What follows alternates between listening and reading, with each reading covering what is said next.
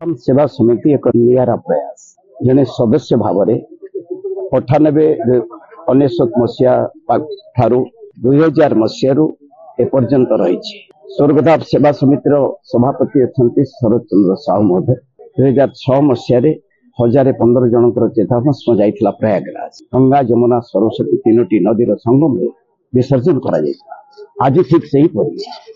6058 जनकर जो मान जो स्वर्गधाम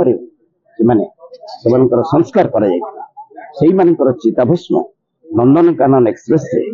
12:55 कटक रेल स्टेशन छाड़ 20 जन यात्री जाऊँगी 6058 जन विसर्जन से त्रिवेणी संगम प्रयागराज विसर्जन कर ये एक महत कार्यक्रम एवं ये अनुष्ठान समस्त कर्मकर्ता सदस्य मान बहुत बहुत बधाई जनाऊँगी। कौ भली चिंताधारा भितर एठिर स्थान जो भली भाव प्राय 2000 मसीहा पूर्व आज 2025 जो भली भाव स्वर्गधाम अनुभव आप मैंने करुवे आपण मान माध्यम राज्यवासी देखिए जे कौ भली भाव कटक सहर में स्वर्गधाम कार्यक्रम करुच्ची निश्चित भाव से अमरात्मा शांति पाइबा ये एक निरा प्रयास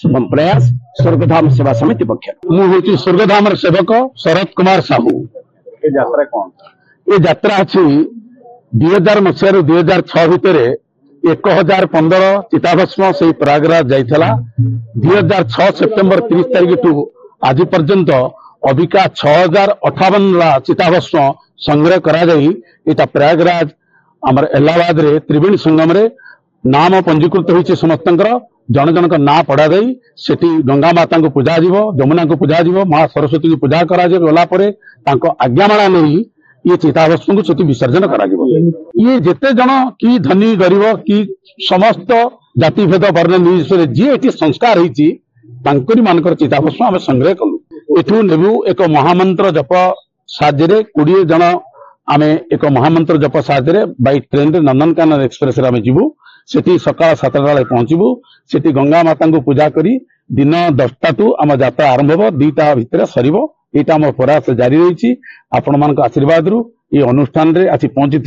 मु अशेष अशेष धन्यवाद दूची आको ओडिशावासी पाखे केमती पहुंचू चिताभस्म कौन ये माटी कौन माटी मनुष्यर प्रेम कौन यहाँ आज स्वर्गधाम परिचय करी आपण मान जरिया केमती समाज रे